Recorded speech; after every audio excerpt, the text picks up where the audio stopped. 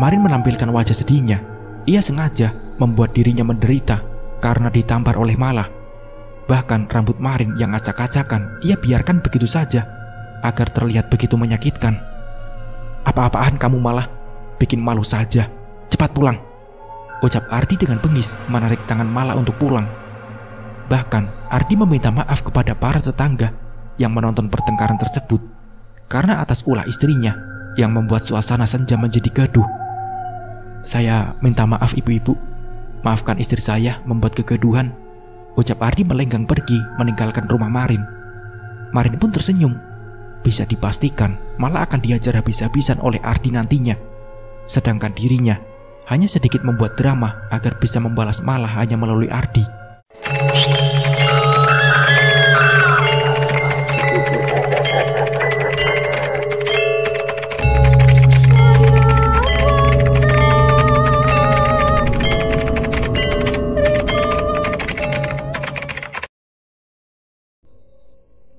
"Marin, lain kali jangan sama suami orang ya," ucap tetangga Marin.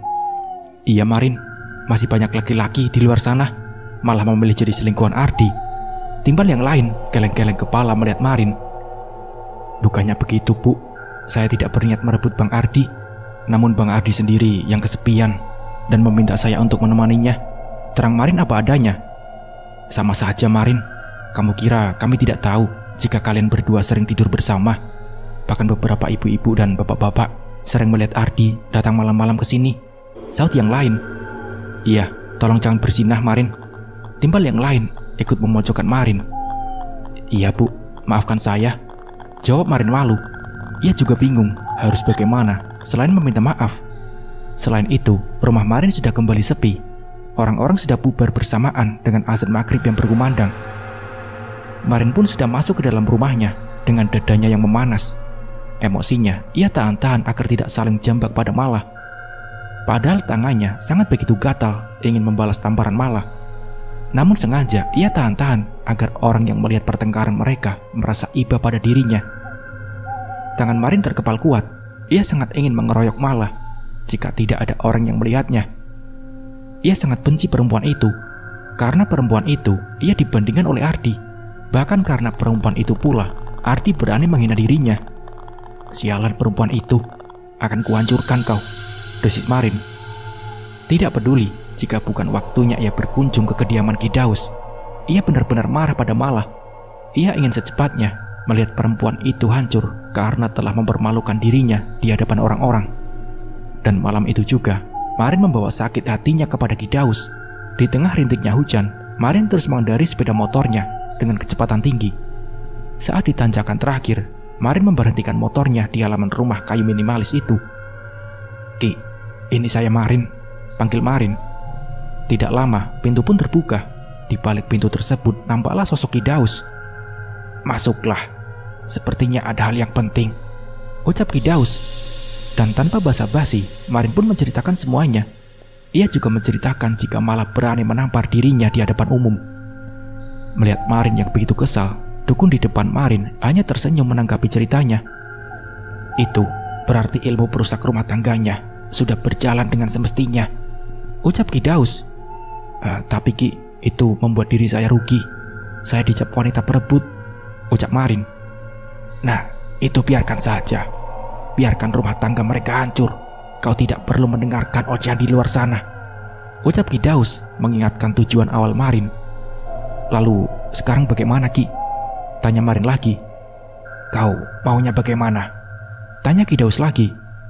Namun di sisi lain, Marin merasa jauh lebih enak saat ia menceritakan semuanya pada Ki Daus.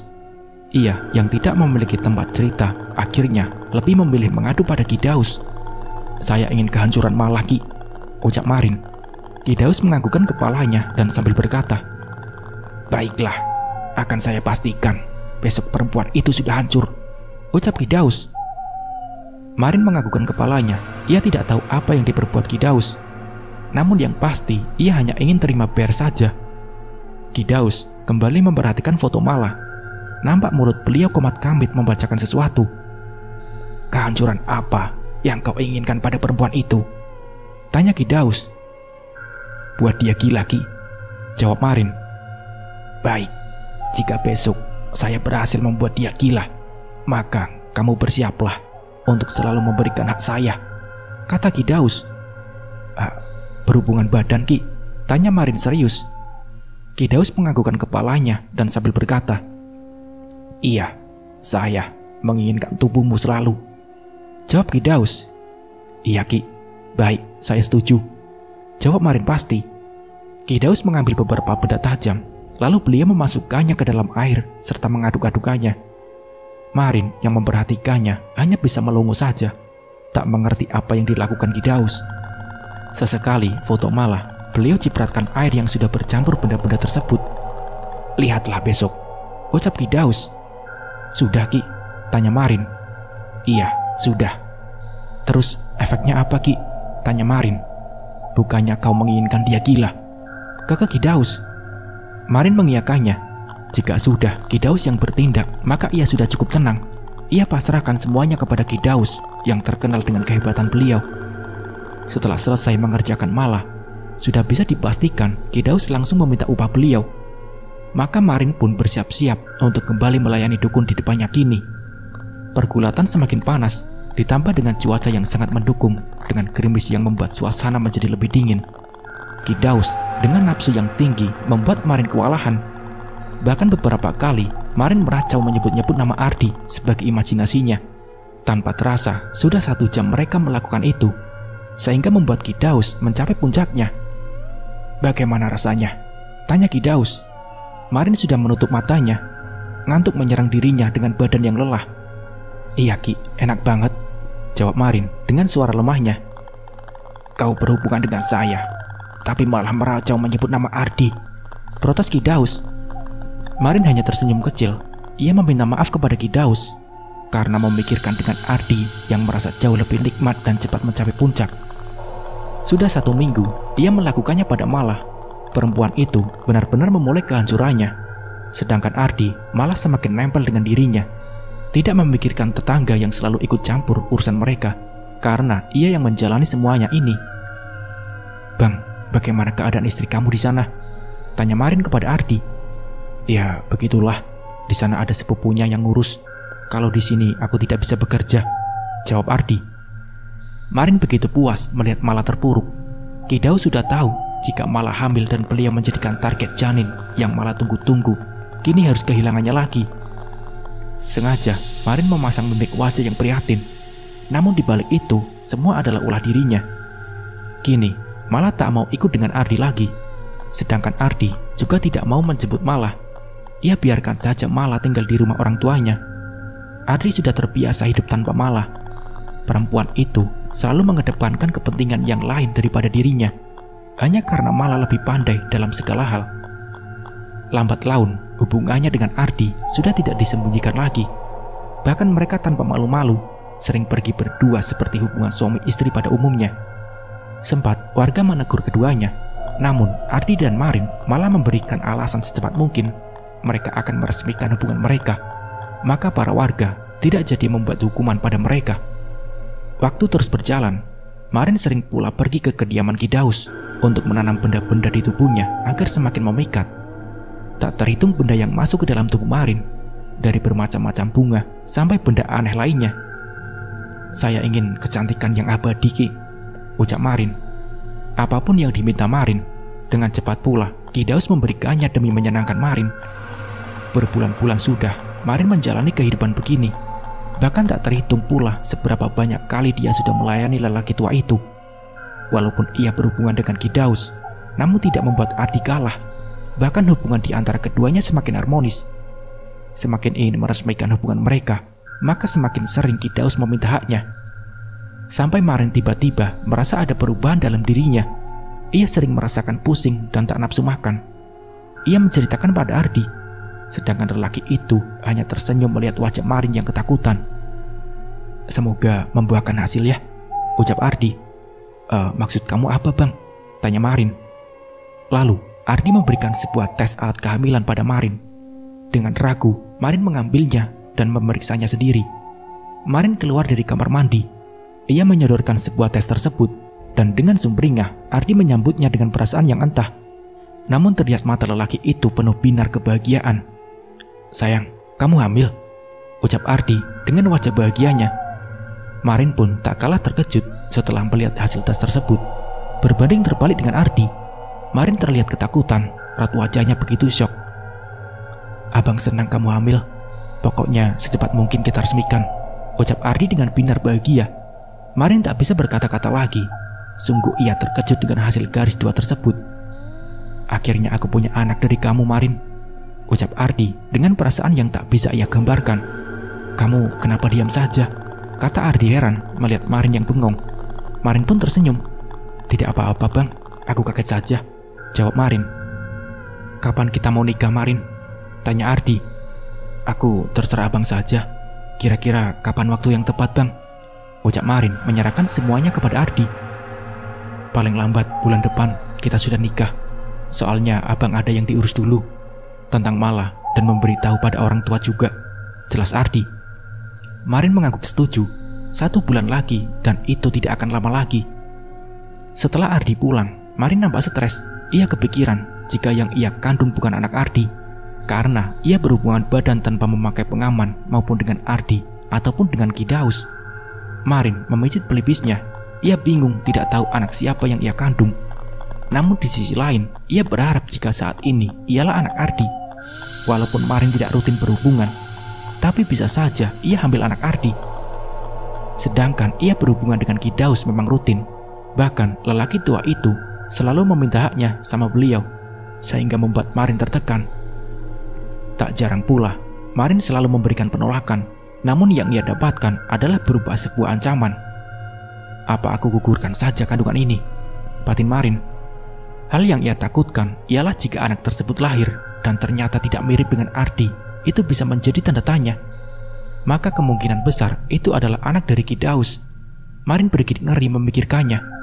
Bisa dipastikan jika memang benar benih Ki Daus, maka itu tandanya nanti anaknya akan jelek seperti Ki Daus. Marin pun kebingungan. Bahkan ia tidak tahu saat ini harus bahagia ataupun sengsara. Tapi dengan penuh harap, Marin yakin jika yang ia kandung adalah anak dari Ardi. Baru Marin hendak keluar dari rumah, tiba-tiba Ardi kembali datang dengan merenteng kresek hitam. "Sayang, kamu kemana?" tanya Ardi. Aku mau beli sesuatu ke warung," jawab Marin beralasan. Padahal kenyataannya ia ingin pergi bekerja sekedar menghibur dirinya. "Sayang, jangan capek-capek. Pokoknya kamu kalau minta sesuatu bilang sama abang, nanti abang yang belikan," ucap Ardi segera membawa Marin kembali masuk ke rumah. Marin menurut saja. Ia batal untuk pergi bekerja. Nampak Ardi begitu sangat menjaga dirinya, tidak mau melihatnya lelah ataupun kecapean. Nampak Ardi membuka kresek hitam tersebut. Terdapat aneka buah-buahan di dalamnya. "Ya ampun bang, banyak banget," ucap Marin. "Iya, sengaja biar calon anak abang sehat," jawab Ardi. Bahkan Ardi mengupasnya buah untuknya dan menyuapinya. Sungguh membuat Marin ingin menangis melihat perlakuan manis tersebut. "Aku sangat sayang pada kamu bang," ucap Marin meneteskan air matanya. "Abang lebih sayang kamu," bisik Ardi dengan tatapan yang berkaca-kaca. Marin bergelitik di dalam hati. Andaikan jika sayang Ardi itu tulus dan nyata, mungkin ia akan lebih bahagia dan merasa senang luar biasa. Namun ungkapan Ardi tersebut hanyalah sebuah bentuk keterpaksaan yang Marin buat-buat sendiri dengan menyingkirkan Mala di kehidupan Ardi. "Kamu mulai sekarang tidak usah pergi kerja lagi, apapun alasannya. Pokoknya kamu harus istirahat di rumah saja," ucap Ardi sangat posesif dengan kehamilan Marin. "Segitunya kamu bang, masa aku cuma di rumah saja?" jawab Marin dengan wajah masam. "Nanti kalau kamu mau keluar sama abang saja, kita jalan-jalan berdua," ucap Ardi sangat khawatir dengan keadaan Marin yang kini tengah hamil muda. "Iya bang," jawab Marin tersenyum melihat Ardi yang begitu perhatian pada dirinya. Semakin Ardi takut kehilangan Marin, maka Marin sengaja meminta macam-macam pada Ardi. Ditambah kini ia sedang hamil, maka sangat mudah bagi Marin memerintahkan Ardi apapun itu. "Bagaimana ya bang tanggapan tetangga dengan kehamilanku ini? Pasti mereka makin menggunjingku," ungkap Marin. "Lah, jangan didengarkan kata mereka. Kita fokus pada kehamilan kamu saja," ucap Ardi mengingatkan. "Bagaimana setelah kita resmi? Aku ingin pindah rumah bang," pinta Marin. "Apa? Pindah rumah?" tanya Ardi lagi. Marin menganggukkan kepalanya. Baik, abang usahakan. Nanti kamu pilih saja rumahnya, mau di mana. Biar abang belikan khusus untuk kamu, kata Ardi. Marin tersenyum, bahkan semuanya sudah ia rencanakan jika ia menginginkan harta berupa rumah. Lalu, selanjutnya ia pastikan akan mudah mendapatkannya. Tersiar kabar kehamilan Marin membuat satu kampung heboh. Bahkan Marin semakin dipojokkan. Marin berusaha untuk menutup telinganya. Ditambah ia juga dicap sebagai wanita perebut. Dan dari cerita yang beredar, kini malah semakin hancur karena berita kehamilan Marin sudah sampai ke telinganya. Bang, aku ingin cepat pindah. Aku malu bang, dan itu bisa mempengaruhi kehamilanku, ucap Marin. Rumah yang kamu inginkan apa sudah dapat? Tanya Ardi. Sudah bang, aku pun juga sudah menghubungi yang punya rumah. Aku ingin secepatnya pindah bang, pinta Marin lagi. Ardi menyetujuinya, dan hari itu juga ia dengan Ardi langsung membelinya. Selang 3 hari kemudian, Marin sudah pindah ke tempat baru. Rumah besar semi permanen, tidak terlalu jauh dari desa asalnya, hanya membutuhkan waktu 20 menitan. Malam itu juga, Ardi mengajak Marin untuk periksa, karena Marin mengeluhkan jika ia mual hebat dan pusing yang bersangatan. Jangan berhubungan badan dulu ya, sangat rawan keguguran, dan langsung diangguki kepala oleh Marin dan Ardi. Di lain hari, abang mau ke kota dulu ya, nemuin Malah, mau mengurus semuanya untuk mengakhiri, ucap Ardi berpamitan. Iya bang, tapi abang beneran sudah yakin untuk mengakhiri dengan Mbak Malah? Tanya Marin. Iya, abang sudah yakin. Dia juga tidak bisa lagi berbakti, karena dari yang abang dengar, malah sakit-sakitan dan stres, terang Ardi. Ah, stres gara-gara kita ya bang? Tanya Marin menampilkan raut wajah sedih. Bukan, dia stres karena keguguran. Salah dia juga yang tidak becus, bahkan tidak tahu jika dirinya sedang hamil, jelas Ardi. Lalu kondisinya Mbak Malah gimana? Tanya Marin. Ardi menghembuskan nafasnya dan lalu berkata, ya begitulah, sering berhalusinasi dan suka teriak-teriak, jawabnya. Marin manggut-manggut. Tanpa sadar ia tersenyum mengangkat salah satu sudut bibirnya. Bagaimana tanggapan keluarga abang kalau kalian bercerai? Tanya Marin. Awalnya sih melarang, tapi mau gimana lagi? Lihat saja Malah sudah tidak bisa dipertahankan, terang Ardi. Kalau gitu semoga urusannya lancar ya bang, dan cepatlah pulang, ucap Marin berkelayut manja di lengan Ardi sambil mengantarkan laki-laki tersebut keluar.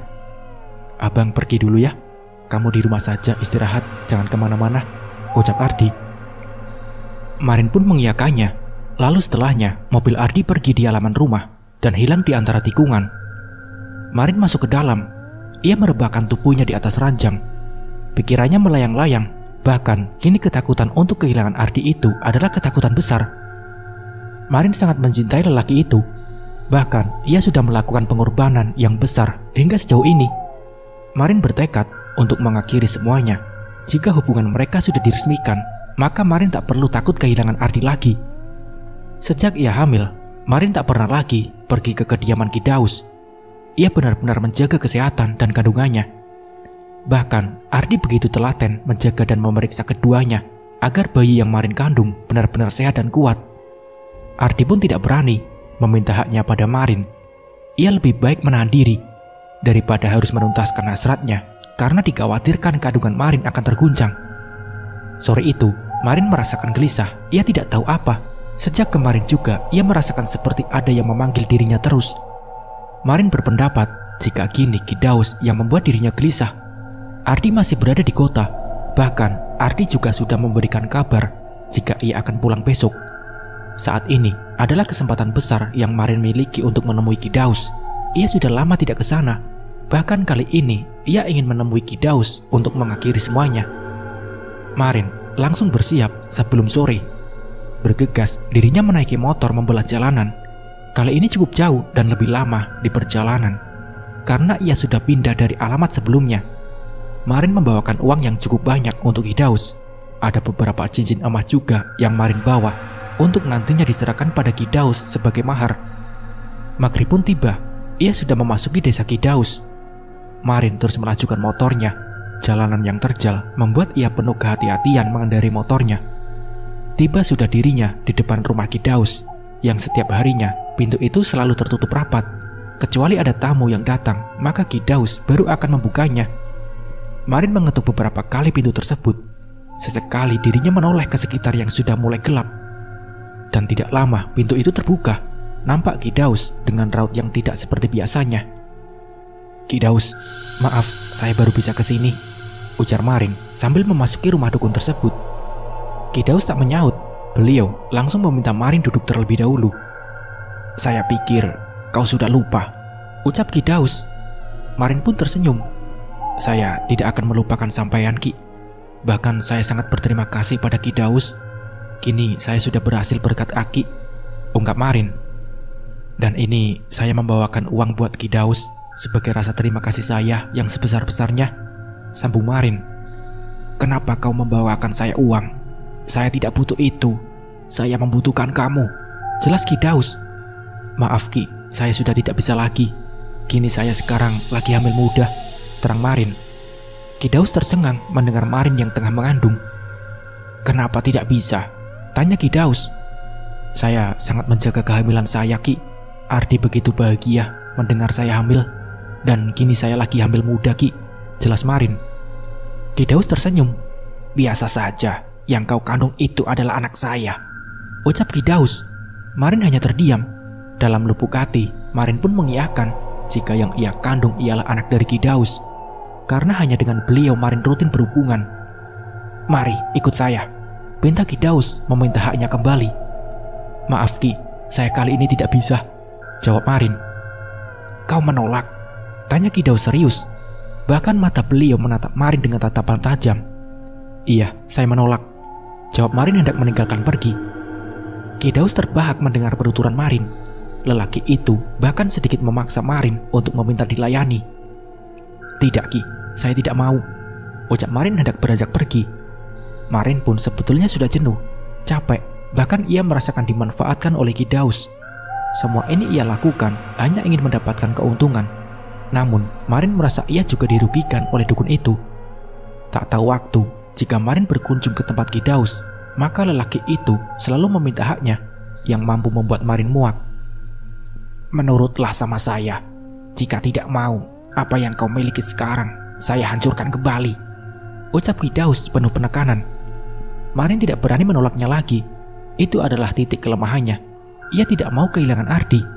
Ia tidak mau kehilangan semuanya yang telah ia punya. Akhirnya, Marin menuruti. Entah sampai kapan ia harus tunduk pada Ki Daus, sedangkan dirinya selalu di bawah ancaman Ki Daus.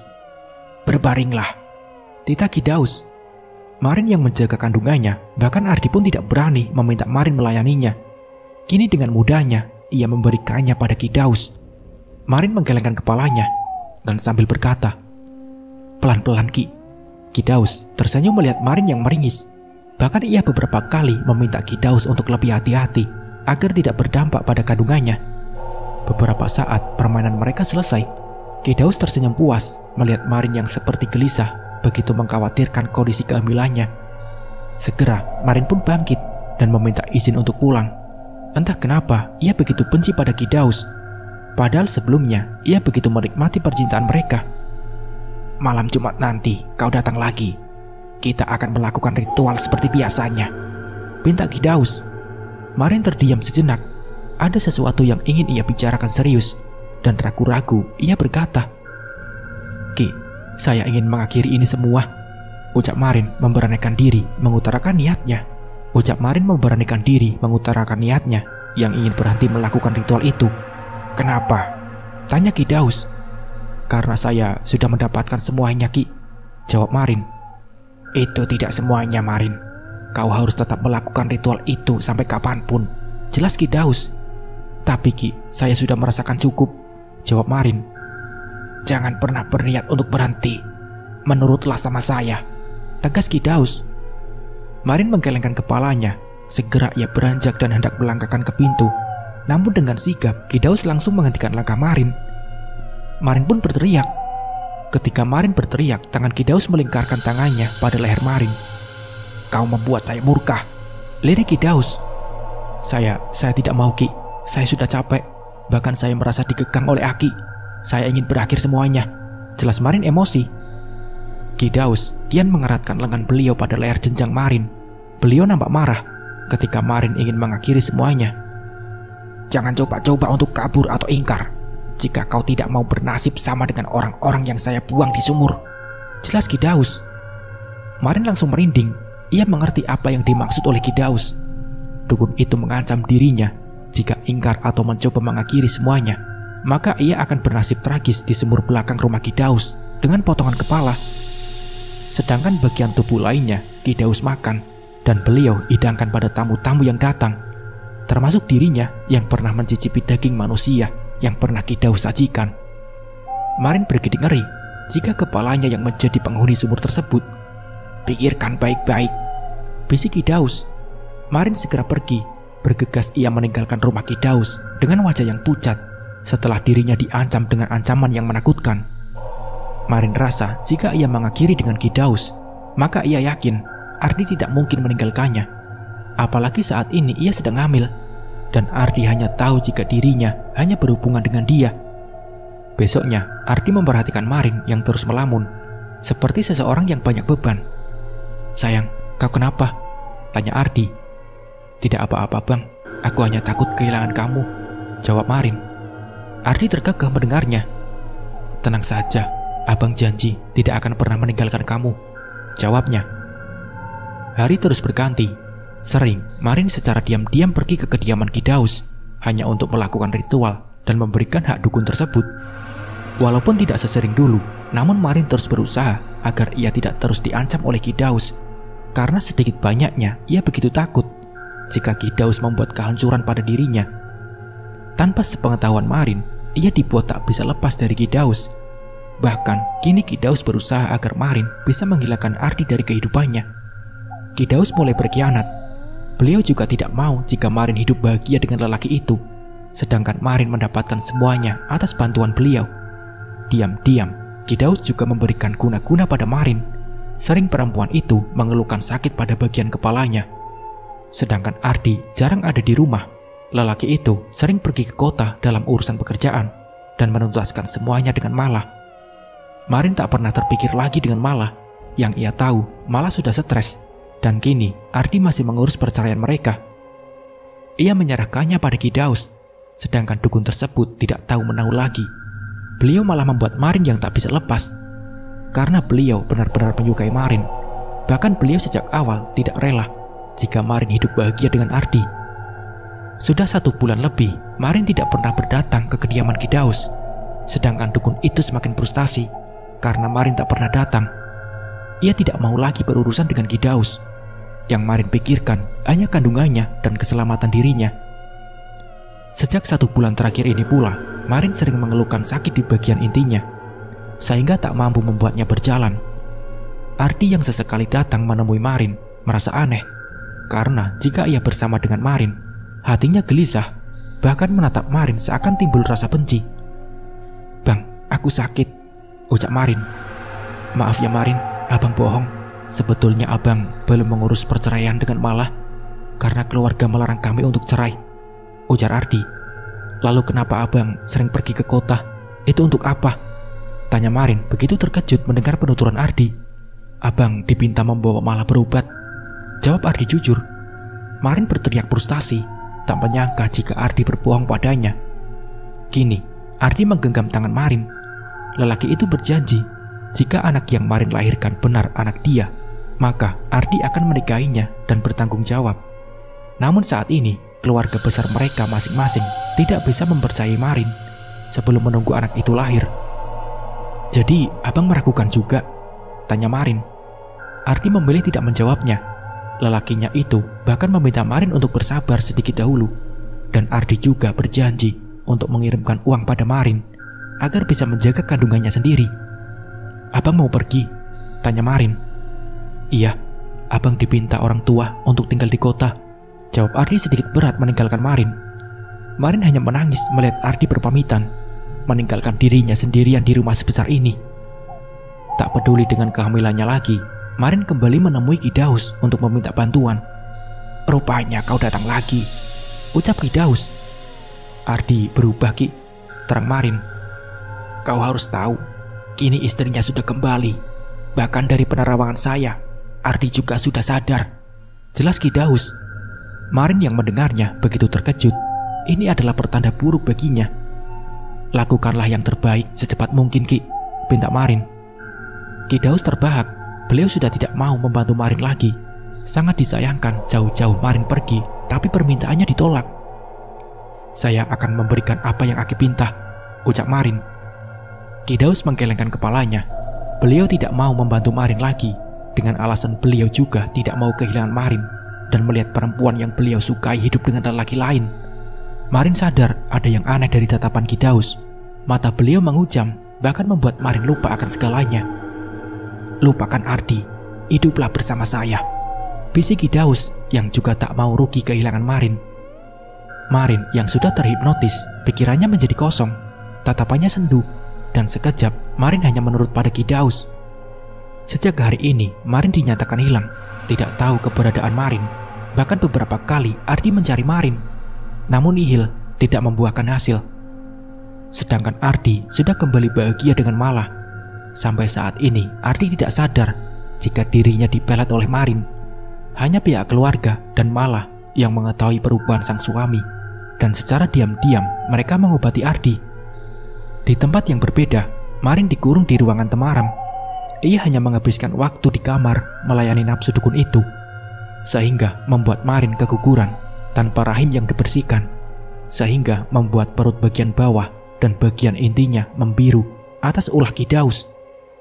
Dan lambat laun, Ki Daus yang sudah merasa bosan dan sudah mendapatkan target perempuan selanjutnya, maka dengan mudah Marin disingkirkan ke dalam sumur. Nah, seperti itulah kisahnya. Terima kasih buat teman-teman yang sudah menonton dari awal sampai part akhir. Semoga dari kisah ini kita bisa mengambil hikmah dan pembelajarannya. Mungkin cukup sekian dari saya. Wassalamualaikum warahmatullahi wabarakatuh.